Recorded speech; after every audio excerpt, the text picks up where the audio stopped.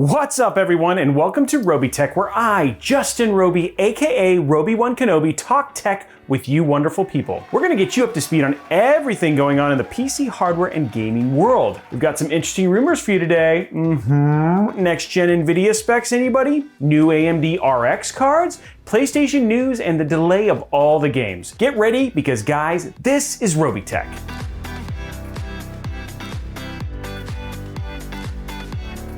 While we gotta emphasize that this is rumor, I repeat rumor, that came out about NVIDIA's 3000 series GPU may not be entirely accurate, but there has been enough sharing of this information in separate instances where it bears a mention. We have information on two cards, the GA103 and the GA104, from two different sources that claim that the new cards, which have been dubbed the 3070 and 3080 respectively, will get a bump in performance from their 2000 series predecessors. The RTX 3070 looks like it's getting a bump up to 48 streaming multiprocessors, 3072 cores, and a 256-bit bus that could allow for anywhere between 8 and 16 gigs of VRAM. I know, nothing spectacular, but this is the 3070. Now the 3080 is where things get interesting. No, this isn't the 3080 Ti or the Titan, but it does see a big boost in the same areas as the 3070, jumping up to 60 streaming multiprocessors, 2,849 cores, and a 320-bit bus rather than 256 in the 2080. This means that the new 3080 could see 10 to 20 gigabytes of VRAM, and that is a heck of a lot of memory for a card that isn't their flagship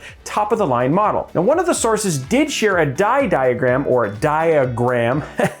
see what I did there? While they do look professional, they aren't as detailed as the ones that we saw during the Turing GPUs. Let us know in the comments below if you think this is legit or if you think this is phony baloney. At CES, AMD announced the 5600 XT. Now we also saw some examples of the card on display during the keynote. Now we have two examples from third-party manufacturers Asus and PowerColor throwing their twist on the new card. Asus is bringing it with the RX 5600 XT ROG Strix and the ROG TUF or TUF cards at 1640 MHz boost clock, which is surprisingly slower than the Sapphire Pulse version. For power, the TUF is a standard 8-pin power connector, with the Strix adding an additional 6-pin connector as well. They do look pretty freaking sweet, come with 3 display ports and 1 HDMI port. Now last week, AMD released the updated V-BIOS for the RX 5600 XT, and the PowerColor version of the card might not ship with that BIOS. An update, they've included directions on how to do that when you actually end up purchasing the card, so don't panic. Interesting thing is that this update allows a card to run at 14 gigabits per second, and is a jump from 1620 MHz boost clock to 1750 MHz boost clock.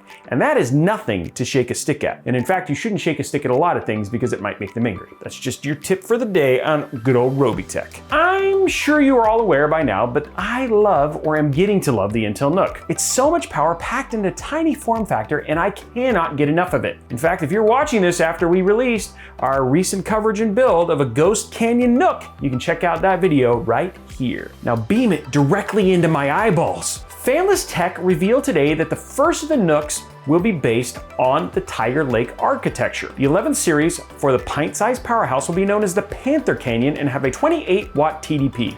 I don't know.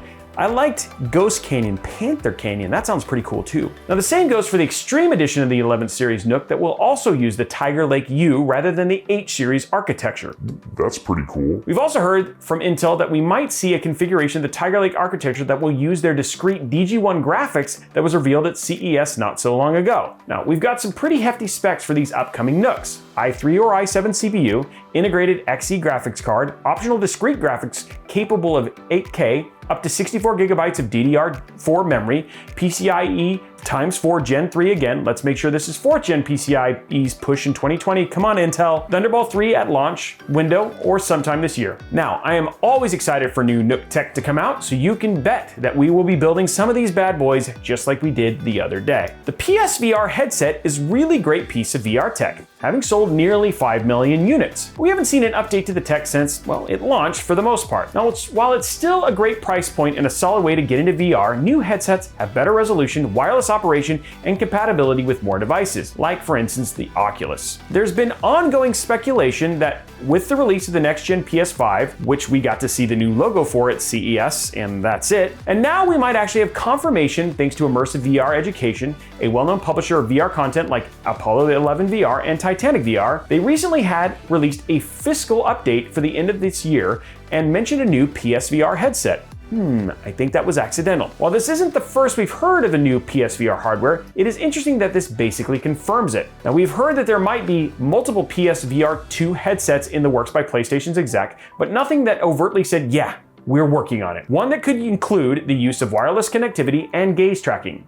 So let us know in the comments below if you're a fan of VR and what you might want out of next-gen PSVR. This month saw a delay of 3 major titles planned for this year. First up, Square Enix announced the delay of Final Fantasy VII HD and Marvel's Avengers. The first one, Final Fantasy VII HD, is being pushed out to April 10th from the initial March 3rd release date, so not too far. Now, Square Enix says that they want to use this additional time to polish the game and ensure the longtime fans of the games have a great experience playing a new version of the old game. Crystal Dynamics, however, seems to think that there might be some more drastic changes in store. They said, "When we set out to bring you our vision of Marvel's Avengers, we were committed to delivering an original story-driven campaign, engaging co-op, and compelling content for years to come. So they plan to spend this additional dev time on fine-tuning and polishing the game to a high standard for their fans. The new release date of Marvel's Avengers is now September 4th. Now, aside from Final Fantasy VII HD, which is going to be the best game of 2020 according to Josh, Cyberpunk 2077 was also hit with delays. In their statement, CD Projekt Red said that the game is actually in a stage where it's complete and playable. The issue has come from the fact that Night City is so freaking big and the game is extremely complex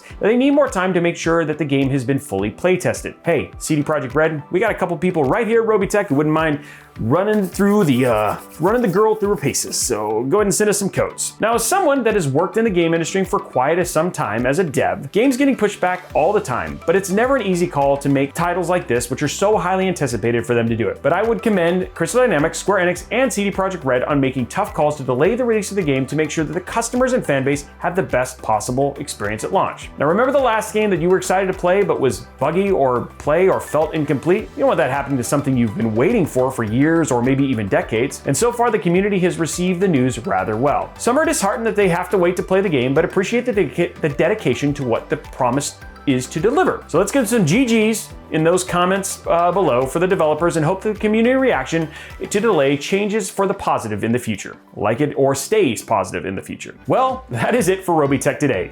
We've got exciting times ahead of us in PC parts land, and this year we've got some great games and great hardware coming out like Xbox Series X, PS5, and maybe some PSVR. Who the heck knows? What else? Now, let us know what you thought about today's episode in the comments below. What are your thoughts on the rumors around the RTX 3000 series? Are you looking at the RX 5600 XT lineup for your rig? What do you think about games getting delayed? Let us know all of that information in the comment below. Now, while you're down there, be sure to slap that subscribe button, whip that like button, and ring that notification bell so you get a notification each and every time we post a new video. Also, head on over to mixer.com/Robey1Kenobi and get us a follow over there for our live show every Wednesday from 7 p.m. to 9 p.m. Pacific time. Also, be sure to drop us a follow over on Twitter and Instagram at Robey1Kenobi. Also, check us out and have your parents check us out over at facebook.com/Robeytech. Now, thank you so much for watching. Now go play some games. Just not Final Fantasy VII HD, Marvel's Avenger, or Cyberpunk 2077 because they aren't out yet and have been delayed a little bit later. Outside of that, guys, have a great day. #BeefyCores.